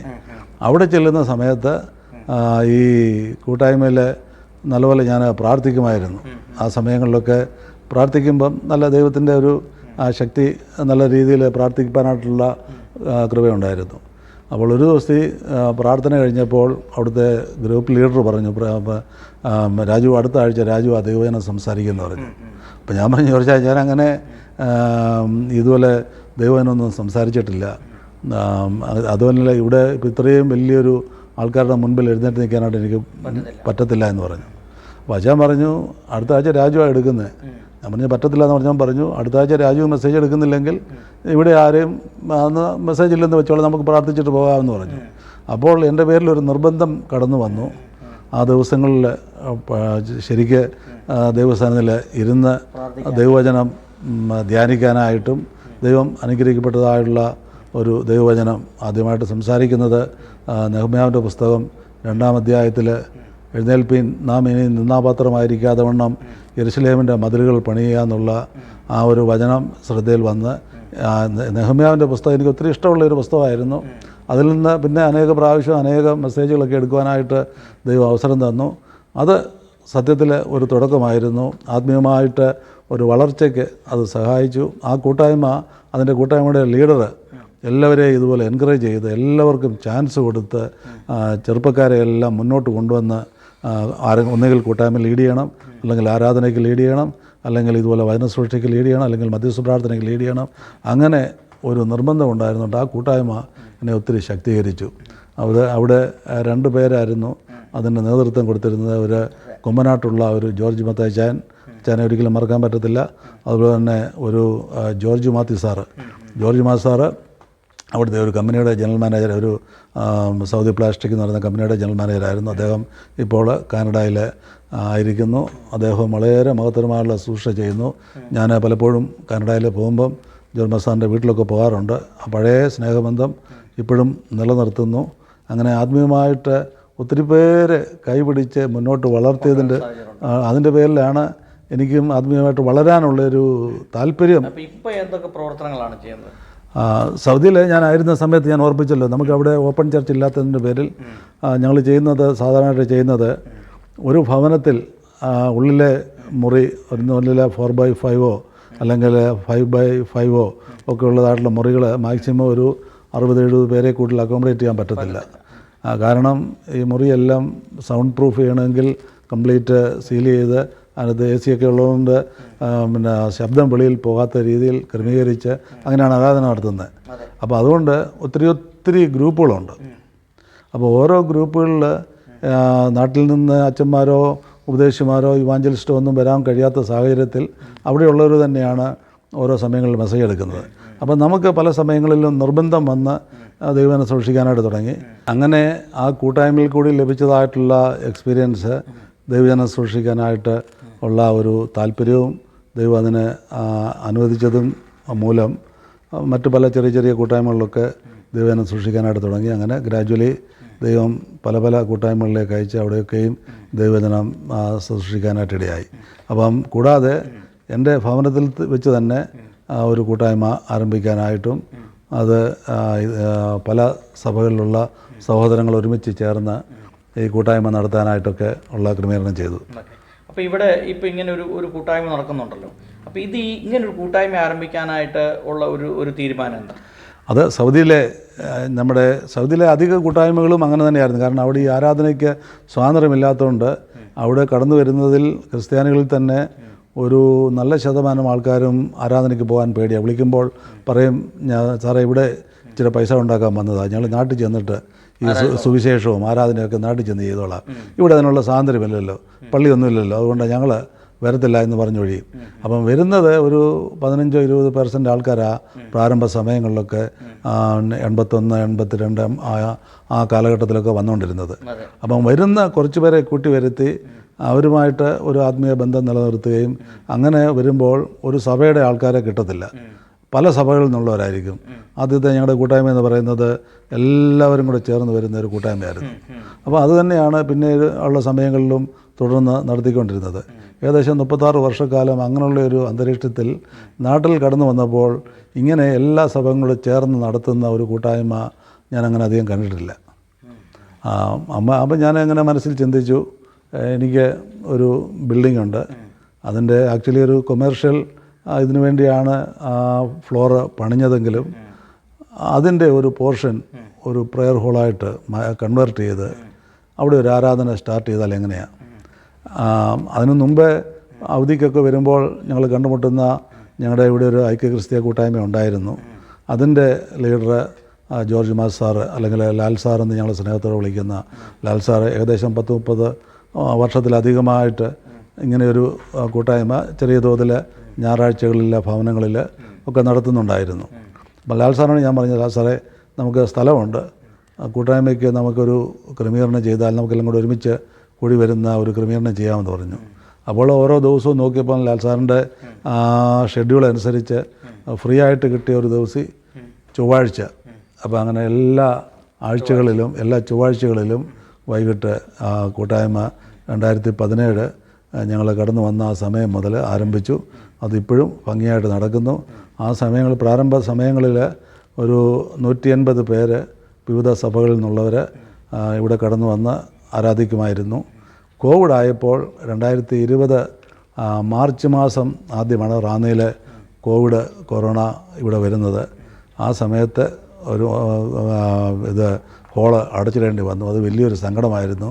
ഇവിടെ കടന്നു വരുന്നവരൊക്കെ വളരെയധികം ഭാരപ്പെട്ട ഒരു സമയമായിരുന്നു. പെട്ടെന്ന് ഞാൻ സൂമിൻ്റെ ഈ വെർച്വൽ മീറ്റിങ്ങിൻ്റെ പ്ലാറ്റ്ഫോം അത് മനസ്സിലാക്കി അതിന് രജിസ്ട്രേഷൻ എടുത്ത് മന്ത്ലി സബ്സ്ക്രിപ്ഷൻ കൊടുത്ത് അൺലിമിറ്റഡ് ടൈം നമുക്കപ്പം കിട്ടും.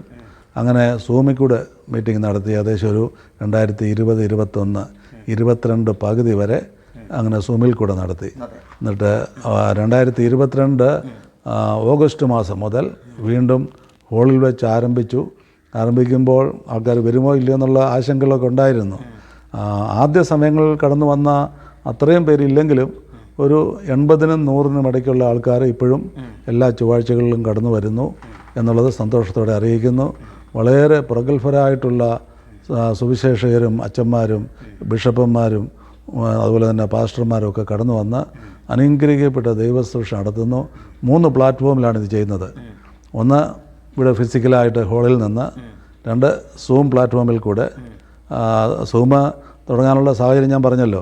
ആ സമയത്ത് ഇൻ്റർനാഷണലി അമേരിക്കയിൽ നിന്നും യൂറോപ്പിൽ നിന്നും ഗൾഫിൽ നിന്നൊക്കെ ഒത്തിരി പേര് ജോയിൻ ചെയ്യുമായിരുന്നു. അങ്ങനെയുള്ളവരെ കൂടെ നിലനിർത്താനുള്ള താല്പര്യത്തിൻ്റെ പേരിൽ സൂം ഉണ്ട്. കൂടാതെ യൂട്യൂബിൻ്റെ ലൈവ് സ്ട്രീമിംഗ് കൂടെ സ്റ്റാർട്ട് ചെയ്തു. അപ്പം മീറ്റിംഗ് കഴിഞ്ഞാലും ഇതിൻ്റെ ലിങ്ക് അനേകർ കണ്ട് ആയിരക്കണക്കിന് ആൾക്കാർ ഇവിടെ നടക്കുന്ന ശുശ്രൂഷ അനുഗ്രഹമായിട്ട് അത് അവർക്ക് സന്തോഷകരമായിട്ട് സ്വീകരിക്കുന്നു എന്നറിയുന്നതിൽ ഒത്തിരി സന്തോഷമുണ്ട്. ഓക്കെ. അപ്പോൾ സാറിന് പൊതുവെ എന്താണ് നമ്മുടെ ഈ സമൂഹത്തോട് പറയാനായിട്ടുള്ള സാറിൻ്റെ ജീവിതാനുഭവത്തിൽ നിന്ന്? ജീവിതാനുഭവങ്ങൾ നമ്മൾ എൻ്റെയൊക്കെ ചെറുപ്പകാലത്തിലൊക്കെ നമുക്ക് സാമ്പത്തിക ഞെരുക്കവും മറ്റു ബുദ്ധിമുട്ടുകളൊക്കെ ഉണ്ടായിരുന്ന സമയത്ത് ഒരു ദൈവാനുകൂലമായിട്ടുള്ള ഒരു പ്രവർത്തനത്തിലേക്ക് നമ്മൾ ഓട്ടോമാറ്റിക്കായിട്ട് വരുമായിരുന്നു. ഇന്നത്തെ കുടുംബ അന്തരീക്ഷവും അങ്ങനെയൊക്കെ നമ്മളെ പ്രൊമോട്ട് ചെയ്യുമായിരുന്നു.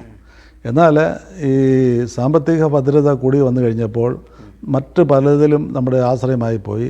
കുഞ്ഞുങ്ങളെ ഏറ്റവും ഉന്നതമായുള്ള വിദ്യാഭ്യാസം കൊടുക്കണം, എന്നാൽ അവർക്ക് ആത്മീയ പരിപോഷണം കൊടുക്കുവാനായിട്ട് പല മാതാപിതാക്കളും അതിന് താല്പര്യപ്പെടുന്നില്ല. അതിന് ഉദാഹരണം ഞാൻ പറഞ്ഞു കഴിഞ്ഞാൽ, ഞാൻ സൗദി അറേബ്യയിലായിരുന്നപ്പോൾ ഞങ്ങൾക്ക് ഇതുപോലെ സൺഡേ സ്കൂൾ ഉണ്ടായിരുന്നു. അത് ഒരു കൂട്ടായ്മയ്ക്കായിട്ട് തന്നെ സൺഡേ സ്കൂൾ നടത്താൻ ബുദ്ധിമുട്ടായതിൻ്റെ പേരിൽ 10-12 കൂട്ടായ്മകൾ ഒരുമിച്ച് ചേർന്ന് ഞങ്ങൾ സൺഡേ സ്കൂളിന് വേണ്ടി നടത്തും. അത് ഓരോ ക്ലാസ് ഓരോ വീട്ടിൽ വെച്ച് നടത്തും.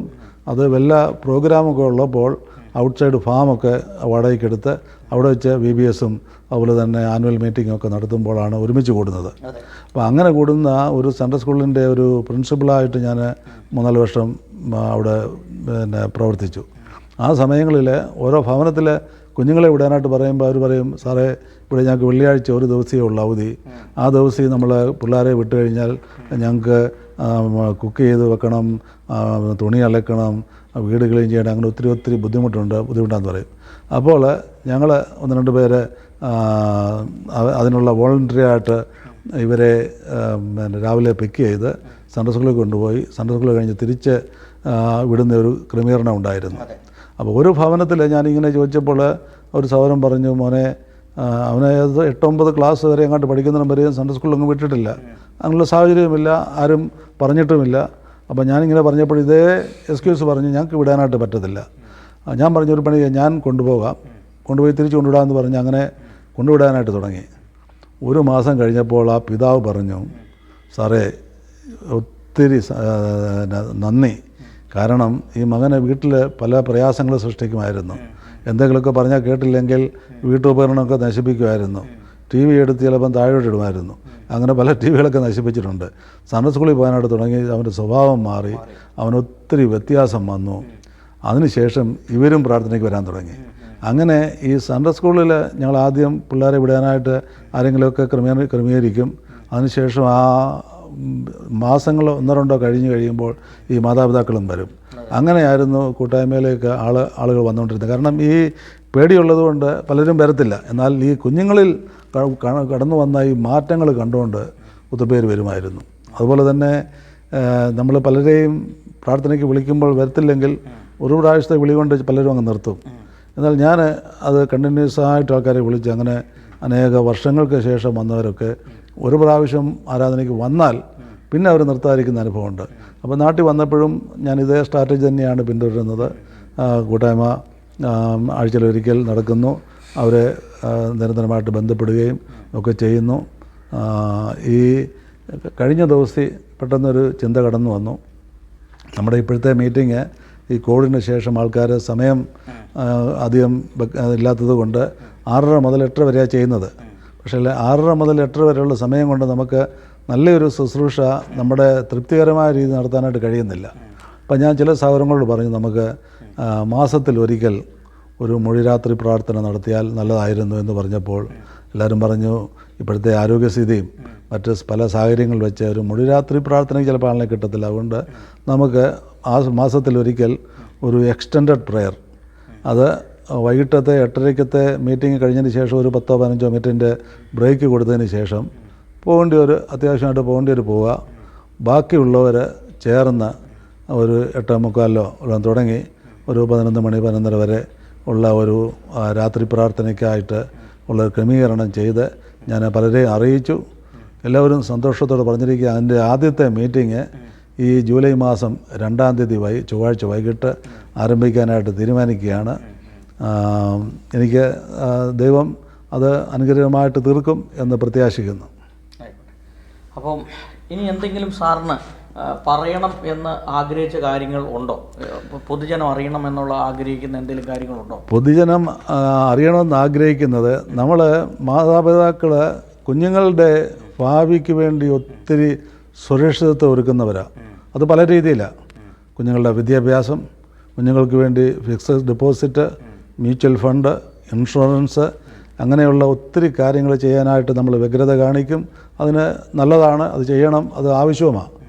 എന്നാൽ അതുകൊണ്ട് മുഴുവനായിട്ട് അവരുടെ ജീവിതം ധന്യമാകുന്നു എന്നുള്ളത് നമുക്ക് മനസ്സിലാക്കാനായിട്ട് കഴിയത്തില്ല. കാരണം ഈ ദിവസങ്ങളിലൊക്കെ നടക്കുന്ന വിവാഹമോചനം, മദ്യത്തിനും മയക്കുമരുന്നിനും അടിമകളായിട്ട് യുവജനങ്ങൾ വഴുതിപ്പോകുന്നതിനുള്ള പ്രയാസങ്ങളൊക്കെ കാണുമ്പോൾ അവർക്ക് വിദ്യാഭ്യാസത്തോട് ചേർന്ന് ദൈവവചനം കൂടെ കൊടുത്താൽ, ദൈവമാണ് ഇതിന് എല്ലാത്തിൻ്റെ മുഖാന്തരമെന്നുള്ളത്, അത് മുൻപേ അവൻ്റെ രാജ്യവും നീതിയും അന്വേഷിപ്പീൻ, അതോടുകൂടെ ഇതൊക്കെയും നമുക്ക് ലഭിക്കുമെന്നുള്ള ദൈവവചനത്തിൻ്റെ അടിസ്ഥാനപ്പെട്ട് ദൈവത്തിൻ്റെ വചനത്തിൽ ഇവരെ ഒന്ന് ആശ്രയിക്കാനായിട്ട് പഠിപ്പിച്ചാൽ അതൊരു വലിയ അനുഗ്രഹമായിരിക്കും. അതിൻ്റെ കാരണം ഇപ്പോഴത്തെ കുടുംബത്തിൽ ഈ കുഞ്ഞുങ്ങൾ 1-2 പേരേ ഉള്ളൂ. ഞങ്ങളുടെയൊക്കെ ചെറുപ്പകാലത്തിൽ പലര് ഉള്ളപ്പോൾ വീട്ടിൽ കുഞ്ഞുങ്ങൾ തമ്മിൽ അങ്ങോട്ടും ഇങ്ങോട്ടും ഒരു ചെറിയ വഴക്ക്, അങ്ങോട്ടും ഇങ്ങോട്ടും ഒരു ഫൈറ്റിങ്, വൈകിട്ട് വെളിയിൽ കളിക്കാനായിട്ട് ഫുട്ബോളും മറ്റ് കളികൾക്കൊക്കെ പോകുമ്പം പിള്ളേർ തമ്മിൽ അങ്ങോട്ടും ഇങ്ങോട്ടൊക്കെ വഴക്കുണ്ടാകും. അടുത്ത ദിവസം ഇണങ്ങും. അങ്ങനെയൊക്കെയുള്ളൊരു ചുറ്റുപാടുണ്ടായിരുന്നു. എന്നാൽ ഇപ്പോഴത്തെ കാലത്ത് അതിനൊരു സാഹചര്യം ലഭിക്കാത്തത് കൊണ്ട് കുഞ്ഞുങ്ങൾക്ക് ഒന്നും അടക്കാനായിട്ടുള്ളൊരു കഴിവില്ല. എന്തെങ്കിലും ഒരു നിസ്സാര പ്രശ്നം വന്നു കഴിഞ്ഞാൽ അവരുടനെ ആത്മഹത്യയിലേക്കാണ് അവർ ചിന്തിക്കുന്നത്. കാരണം അവർക്ക് പിന്നെ ഒന്നും സഹിക്കാനായിട്ട് അവർക്കുള്ളൊരു ട്രെയിനിങ്ങോ അതിനുള്ളൊരു സാഹചര്യമോ വന്നിട്ടില്ല. തന്നെയുമല്ല, അവർ എന്ത് ചോദിച്ചാലും കൊടുക്കും. എൻ്റെ ചെറുപ്പത്തിലൊക്കെ ഞാൻ ഓർക്കുന്നു, 1-2 വസ്ത്രം, അത് 2 യൂണിഫോം, അത് ആഴ്ചകൾ 6 ദിവസം ഉപയോഗിക്കും. പള്ളി പോകാനായിട്ട് ഒരു വെള്ള ഉടുപ്പോ അല്ലെങ്കിൽ ഏതെങ്കിലും ഉടുപ്പോ കാണും. അത് നമ്മൾ തന്നെ അലക്കി തേച്ച് വേണം ഉപയോഗിക്കാൻ. ഇന്നിപ്പം ചോദിച്ചു കഴിഞ്ഞാൽ ഓരോ കുഞ്ഞുങ്ങൾക്കും ഡസൻ കണക്കിന് ഉള്ളതുകൊണ്ട് അവർക്കിതിൻ്റെ ഒരു മൂല്യം അവർക്ക് പിടികിട്ടുന്നില്ല. രണ്ടാമത്തെ കാര്യം, ഞാൻ ഓർപ്പിച്ചതുപോലെ അവർക്ക് ഈ സ്വയമായിട്ട് സഹിക്കാനായിട്ടോ അല്ലെങ്കിൽ ക്ഷമിക്കാനായിട്ടോ അല്ലെങ്കിൽ ഏതെങ്കിലും കാര്യങ്ങൾ മനസ്സിലാക്കി മുന്നോട്ട് പോകാനായിട്ട് കഴിയുന്നില്ല. അപ്പോൾ അതിനൊക്കെ മാതാപിതാക്കൾ മുൻകൈ എടുക്കണം. ഞാനെപ്പോഴും പറയുന്നൊരു കാര്യമുണ്ട്, അവർ കഴിയുന്നതും കുഞ്ഞുങ്ങളെ കൂടി ആരാധനയ്ക്ക് പങ്കെടുപ്പിക്കണം. അതൊരിക്കലും ഒരു നഷ്ടമല്ല. നമ്മൾ അവർക്ക് അനേകം ലക്ഷം രൂപ സമ്പാദ്യമായിട്ട് ഫിക്സഡ് ഡെപ്പോസിറ്റായിട്ട് ബാങ്കിൽ ഇടുന്നതിനെക്കാട്ടിലും ഒക്കെ വിലപിടിപ്പുള്ളതായിരിക്കും ഈ കുഞ്ഞുങ്ങൾക്ക് ഒരു ദൈവവചനവും ദൈവിക ശിക്ഷണവും ദൈവത്തിൻ്റെ ആ നടത്തിപ്പിനെക്കുറിച്ച് അവരെ മനസ്സിലാക്കി കഴിഞ്ഞു കഴിഞ്ഞാൽ അവരുടെ ജീവിതത്തിൽ അത് വലിയ അനുഗ്രഹമായി തീരും. അപ്പോൾ എന്തായാലും ഇത്രയും സമയം സാറുമായിട്ട് സംസാരിക്കാൻ കഴിഞ്ഞത് ജീവിതത്തിലൊരു വലിയ ഭാഗ്യമായിട്ട് കാണുകയാണ്. ദൈവം സാറിനെ ധാരാളമായിട്ട് അനുഗ്രഹിക്കട്ടെ. ഇങ്ങനെ സജു സാറിനെ ദൈവം അയച്ചു എന്ന് ഞാൻ വിശ്വസിക്കുകയാണ്. കാരണം സാക്ഷ്യം പറയാനാണെന്ന് ഇനി ഒത്തിരി കാര്യങ്ങളൊക്കെ ഉണ്ട്. സഭയുടെ 36 വർഷത്തെ ജീവിതത്തിൻ്റെ ഇടയിൽ സംഭവിച്ചതായുള്ള കാര്യങ്ങളും ഞാൻ പല സ്ഥലങ്ങളിൽ ജീവിക്കാനായിട്ടും അവിടെ പ്രവർത്തിക്കാനായിട്ടും പോയിടത്തൊക്കെ ആരാധനകൾ സ്റ്റാർട്ട് ചെയ്യാനായിട്ടുള്ളൊരു ഭാഗ്യം ദൈവം തന്നു. കൂടാതെ ആർക്കും അറിയാത്തൊരു സത്യമുണ്ട്, അവിടെ ഈ ദൈവവചനം കിട്ടാനായിട്ട് വളരെ ബുദ്ധിമുട്ടുള്ളൊരു സ്ഥലമാണ്. കാരണം അത് അങ്ങോട്ടും ഇങ്ങോട്ടും കൊണ്ടുപോകുന്നതൊക്കെ കണ്ടു കഴിഞ്ഞാൽ വളരെ ബുദ്ധിമുട്ടുണ്ടാക്കി നമ്മളെ പിടിച്ച് ജയിലിടുകയൊക്കെ ചെയ്യുന്ന സ്ഥലമാണ്. എന്നാൽ പല ഭാഷകളിൽ എനിക്ക് ബൈബിൾ കിട്ടുന്ന ഒരു സോഴ്സ് ഉണ്ടായിരുന്നു. ആ ബൈബിള് മിക്കവാറും എല്ലാ ഭാഷകളിലും കിട്ടുന്ന ബൈബിളുള്ള ഓരോ പ്രാവശ്യവും ഞാൻ ഭവനത്തിൽ കൊണ്ടുവന്ന് വെച്ചിട്ട് ബെഡിൻ്റെ അടിയിൽ വെച്ചിട്ട് ആവശ്യക്കാരെ കണ്ടുപിടിച്ച് അവർക്ക് ഡിസ്ട്രിബ്യൂട്ട് ചെയ്യുന്ന ഒരു അനുഭവം. കാരണം ഇത് തരുന്ന ആൾ ഒരു അമേരിക്കക്കാരത്തി ഒരു പ്രായമുള്ളൊരു സ്ത്രീയാണ്. അവർ പറഞ്ഞത് ഇത് ഫ്രീ ആയിട്ട് ആർക്കും കൊടുക്കരുത്. ഞാൻ അവിടുത്തെ 20 റിയാലിൻ്റെ വില വെച്ചുള്ള ആ തുകയാണ് ഞാൻ കൊടുത്ത് വാങ്ങിക്കുന്നത്. എന്നോട് പറഞ്ഞു 20 കിട്ടിയില്ലെങ്കിലും കുഴപ്പമില്ല, 5, 10, 15, 20 കിട്ടുന്ന എമൗണ്ട് ഒരു 5 രൂപയെങ്കിലും മേടിച്ചിരിക്കണം. കാരണം ഇതിന് വിലയില്ലാതെ നമ്മൾ കൊടുത്താൽ അവർ എവിടെയെങ്കിലും ഇട്ടേക്കും. നമ്മൾ വില കൊടുത്ത് മേടിക്കുകയാണെങ്കിൽ അവരത് കുറച്ചെങ്കിലും ഉപയോഗിക്കും. അതുകൊണ്ട് ഒരു കാരണവശാലും ഫ്രീ ആർക്കും കൊടുക്കരുത്.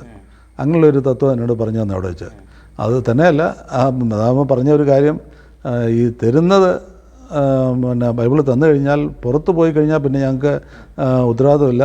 അതുകൊണ്ട് എവിടുന്നാണ് കിട്ടിയെന്നുള്ള സോഴ്സ് വെളിപ്പെടുത്താനും പാടില്ല. ആ ഒരു കർശനമായിട്ടുള്ള നിബന്ധനയുടെ പേരിലാണ് ഞങ്ങൾക്കിത് തരുന്നത്. പക്ഷെങ്കിൽ ദൈവം അനേക വർഷം ഇത് അനേകർക്ക് കൊടുക്കുവാൻ തൊക്കണം. അനേക ഭാഷകളിൽ ദൈവവചനം അവിടെ പലർക്കും ഡിസ്ട്രിബ്യൂട്ട് ചെയ്യാനായിട്ട് ദൈവം സഹായിച്ചു. പലർക്കും അത് അനുഗ്രഹമായിരുന്നു എന്നുള്ളത് ഞാൻ മനസ്സിലാക്കുക. ദൈവം ഇങ്ങനെ സജു സാറിനെ അയച്ചതിനായിട്ടും ഇങ്ങനെ ഒരു അനുഭവം പങ്കുവയ്ക്കാനായിട്ട് കഴിഞ്ഞതിനായിട്ടും ദൈവത്തെ സ്തുതിക്കുന്നു. ദൈവം നിങ്ങളുടെ മിനിസ്ട്രിയെയും നിങ്ങളുടെ പ്രവർത്തനത്തെയും അതിന് അഭിവൃദ്ധി തന്ന് ഏറ്റവും അനുഗ്രഹിക്കട്ടെ എന്ന് ആത്മാർത്ഥമായിട്ട് പ്രാർത്ഥിക്കുന്നു.